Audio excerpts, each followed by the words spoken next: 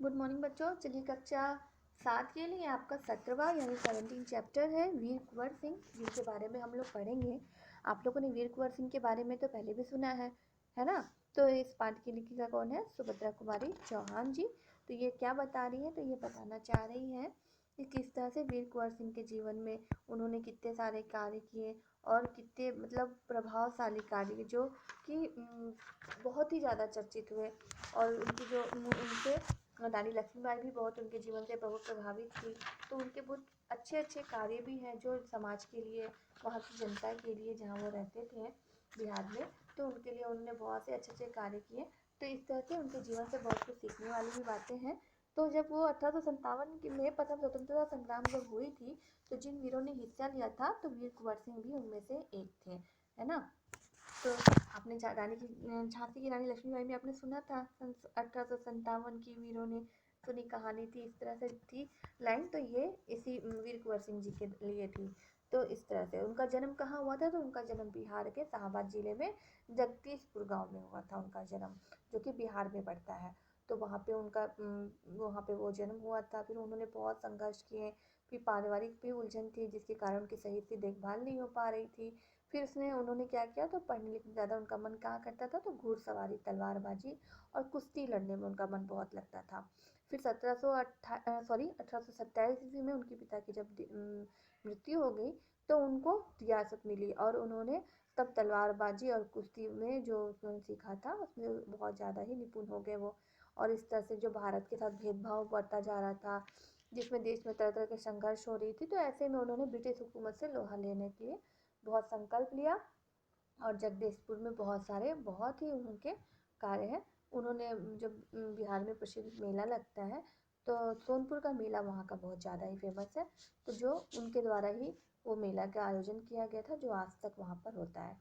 तो वहाँ की जो मेले हैं वो अभी तक के आपने भी कभी सुना होगा कि सोनपुर का मेला, तो वो वीर कुंवर सिंह जी द्वारा उन्होंने वो शुरुआत की थी उस समय।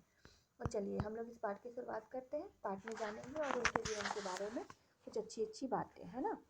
तो आपने सुभद्रा कुमारी चौहान की कविता झांसी की रानी छठी कक्षा में पढ़ी होगी, ठीक है। अब इस कविता में ठाकुर कुंवर सिंह का नाम भी आया है और आपको कविता की पंक्तियां याद आ रही होगी। एक बार फिर इस पंक्तियों को पढ़िए।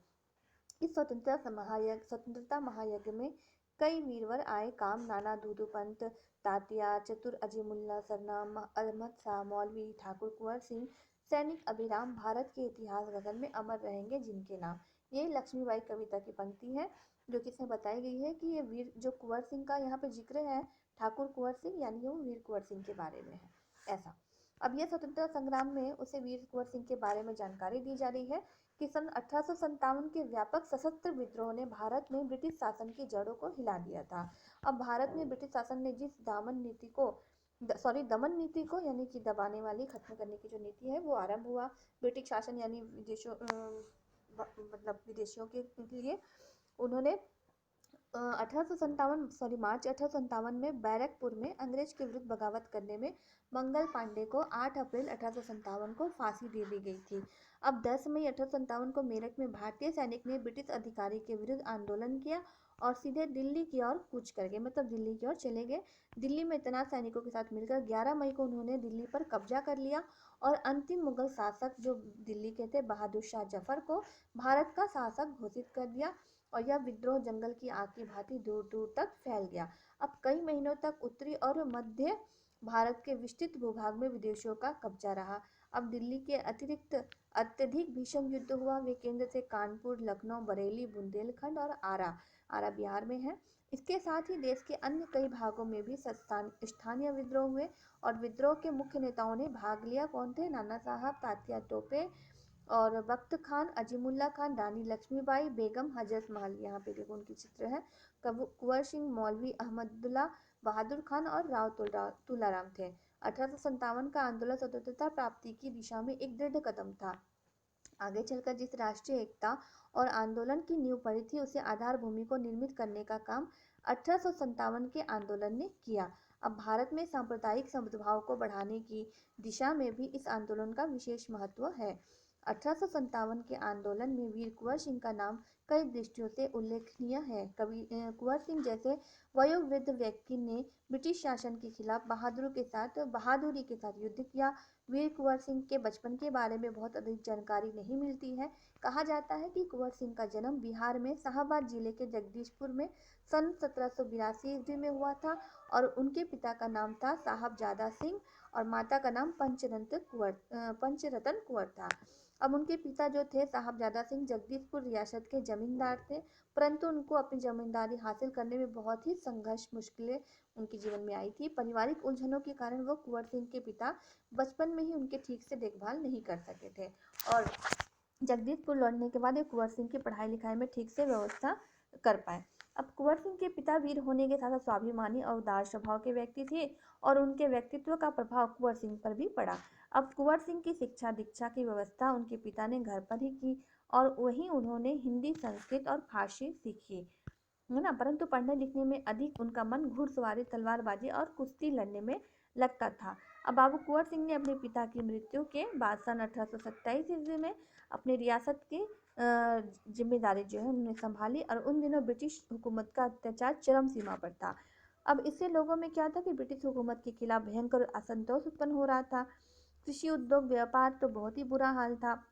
रजवाड़ों के राज दरबार भी समाप्त हो गए और भारतीयों को अपने ही देश में महत्वपूर्ण ऊंची नौकरियों से वंचित कर दिया गया था। अब इससे क्या ब्रिटिश सत्ता के जो विरुद्ध देशव्यापी संघर्ष की स्थिति बन गई। अब ऐसी स्थिति में क्या कुंवर सिंह ने ब्रिटिश हुकूमत से लोहा लेने का संकल्प लिया। अब जगदीशपुर के जंगलों में बसुरिया बाबा नाम के एक सिद्ध संत रहते थे। उन्होंने ही कुंवर सिंह में देशभक्ति एवं स्वाधीनता की भावना उत्पन्न की थी। उन्होंने बनारस, मथुरा, कानपुर, लखनऊ आदि स्थानों पर जाकर विद्रोह की सक्रिय योजना बनाई। अब वे 1845 से 1846 तक काफी सक्रिय रहे और गुप्त ढंग से यानी छुपे ढंग से ब्रिटिश हुकूमत के खिलाफ विद्रोह की योजना बनाते रहे कुंवर सिंह। उन्होंने बिहार के प्रसिद्ध सोनपुर मेले को अपने गुप्त बैठक की योजना के लिए चुना और सोनपुर के मेले को एशिया का सबसे बड़ा पशु मेला माना जाता है। अब यह मेला कब लगता है? तो यह मेला कार्तिक पूर्णिमा के अवसर पर लगता है। यह हाथियों का क्रय विक्रय यानी खरीदा और बेचा जाता है, क्रय विक्रय होता है हाथियों का, उसके लिए यह मेला बहुत ही प्रसिद्ध है। इसी ऐतिहासिक मेले में उन दिनों स्वतंत्रता के लिए एकत्र क्रांति के बारे में योजना बनाते थे। 25 जुलाई 1857 को दानापुर के सैनिक टुकड़े ने विद्रोह कर दिया और सैनिक सोन नदी पार कर आरा की ओर चल पड़े।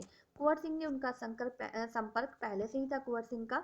अब उसने मुक्त वाहिनी के सभी बागी सैनिकों को कुंवर सिंह का जयघोष करते हुए आरा पहुंचकर जेल की सलाखें जो है तोड़ दी। अब कैदियों को आजाद कर दिया।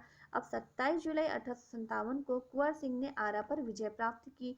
अब सिपाहियों ने उन्हें फौजी सलामी दी कुंवर सिंह को और कुंवर सिंह अब बूढ़े हो चले थे, परंतु वह बूढ़ा शूरवीर इस अवस्था में भी युद्ध के लिए तत्पर रहता था और आरा क्रांति का महत्वपूर्ण वह केंद्र बन गया था। दानापुर और आरा की इस लड़ाई की ज्वाला बिहार में सर्वत्र यानी कि सभी जगह व्याप्त हो गई थी, सभी जगह देखने को मिल रही थी ये।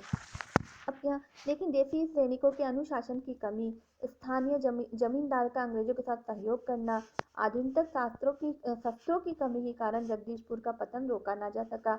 अब 13 अगस्त को जगदीशपुर में कुंवर सिंह की सेना अंग्रेजों से परास्त हो गई, हार गई, किंतु इससे वीर कुंवर सिंह का आत्मबल नहीं टूटा। अब वे भावी संग्राम की योजना बनाने के लिए तत्पर हो गए और बड़ा और क्रांति के अन्य संचालक नेताओं से मिलकर इस आज़ादी की लड़ाई के आगे बढ़ाना चाहते थे।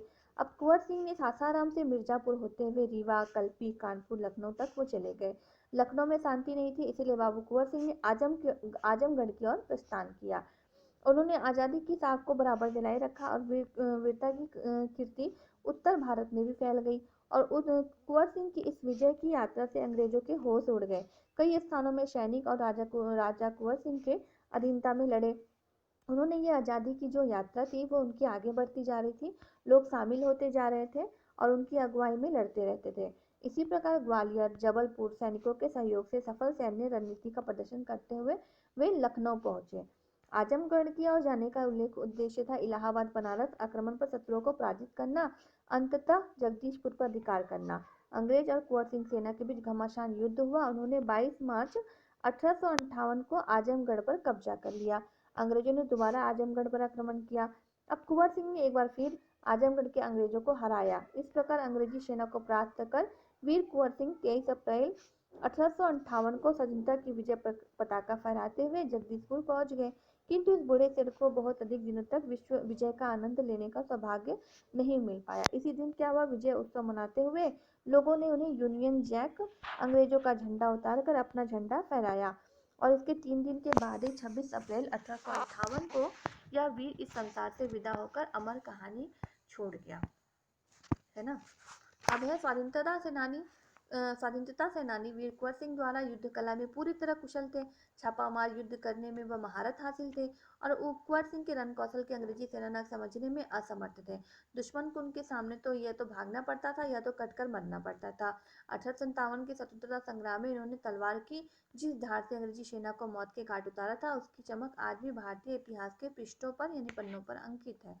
उनकी बहादुरी के बारे में अनेक किस्से भी प्रचलित है। कहा जाता है कि एक बार वीर कुंवर सिंह को अपनी सेना के साथ गंगा पार करनी थी। अंग्रेजी सेना निरंतर उनका पीछा कर रही थी। अब कुंवर सिंह बहुत चतुर नहीं थे, फिर उनकी अफवाह भी फैला दी थी कि वे सेना को बलिया के पास हाथियों के चढ़ाकर पार कराएंगे।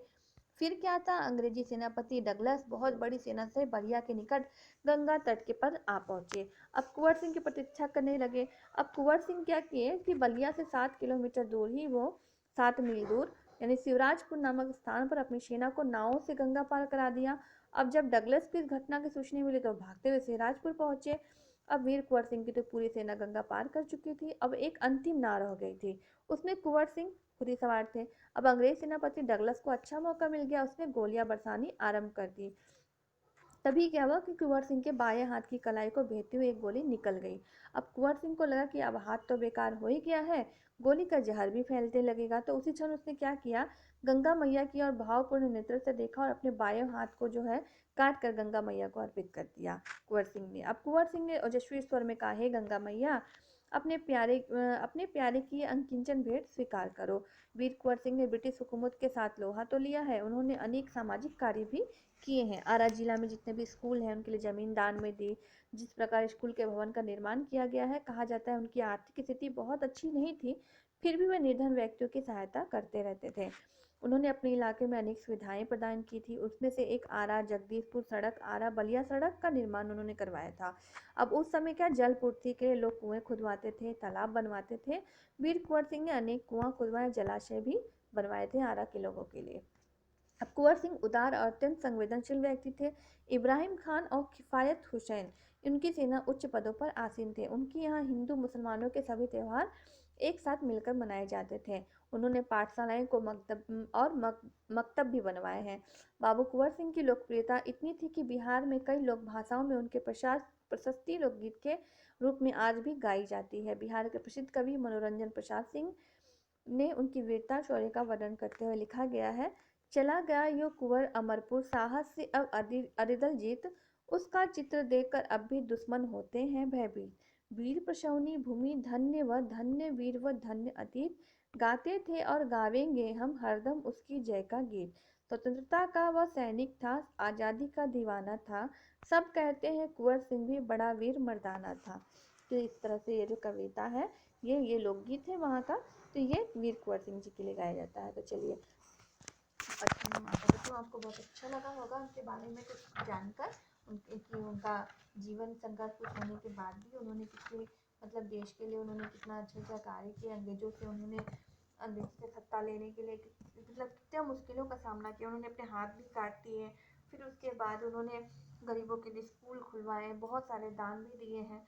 तो इस तरह से सड़क के निर्माण करवाया। तो बहुत मतलब उनका जीवन बहुत ही आपको बहुत शिक्षाप्रद जीवन उनका लगेगा। आप भी उनके जीवन से बहुत प्रभावित होंगे। जिस तरह रानी लक्ष्मीबाई उनके जीवन से प्रभावित थी, तो हम आशा करती हूँ आप भी थोड़े बहुत प्रभावित हुए होंगे। चलिए, अब हम लोग इसके शब्दार्थ कठिन शब्द लिखेंगे, फिर इसके बाद प्रश्न उत्तर करेंगे, ठीक है।